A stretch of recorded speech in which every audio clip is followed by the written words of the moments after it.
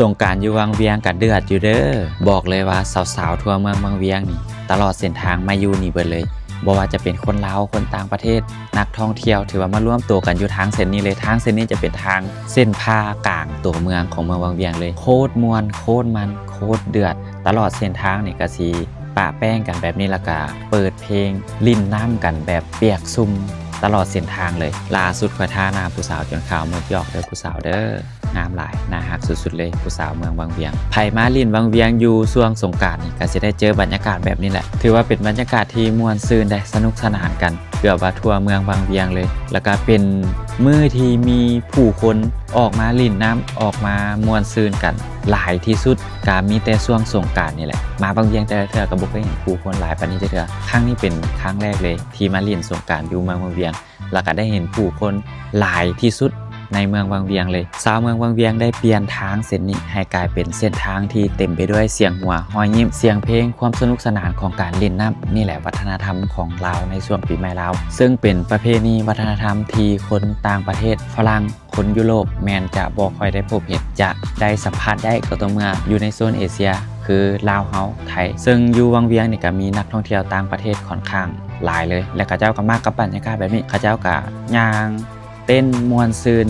กับเสียงเพลงเสียงหัวหอยยิ้มแล้วก็ฮดน้ำกันอยู่เส้นทางของเมืองวังเวียงการร่วมไปถึงเด็กน้อยผู้ใหญ่ถือว่า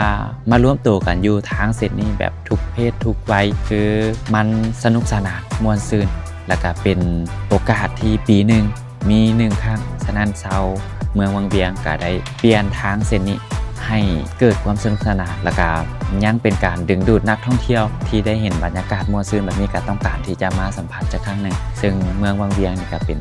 ตัวเลือกในการมาเที่ยวลาวได้ดีที่สุดเลยเป็นทั้งเมืองที่มี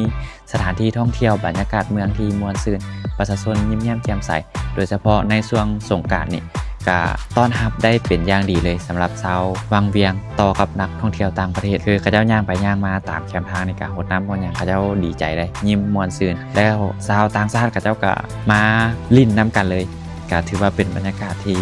แฮปปี้สุดๆเลยบอกว่าจะเป็นคนลาวน้ำกันแล้วก็คนต่างประเทศแล้วก็คือเขาหัวแหละคนลาวเป็นคนอัธยาศัยดีไปใส่มาใส่ก็ยิ้มแย้มแจ่มใสคือคอยย่างอยู่แคมป์ทางนี่ก็มีการหดน้ำสาดน้ำปะแป้งมาตลอดเส้นทางเลยชาวต่างประเทศเห็นกะยิ้มม่วนหัวเขาเจ้ากะเอิ้นใส่กะถือว่าเป็นบรรยากาศที่โอเคเลยโคตรม่วนโคตรมันโคตรเดือดเลยอยู่วังเวียงเมืองวังเวียงนี่เป็นเมืองที่อบอุ่นเลยมีเสน่ห์ถ้าหากว่าไผบ่ได้มาเล่นสงกรานต์อยู่เมืองวังเวียงกะเก็บภาพบรรยากาศมาฟังมาตอนกะเห็นบรรยากาศปีหน้ากะอาจจะเกิดความสนใจอยากมาเล่นก็ได้ก็ลองมาเบิ่งได้แนะนำม่วนกะเป็นเมืองที่บ่ได้อยู่ไกลจากตัวเมืองนครหลวงเดินทางมาก็ใช้เวลา1ชั่วโมงเฮาไปกลับได้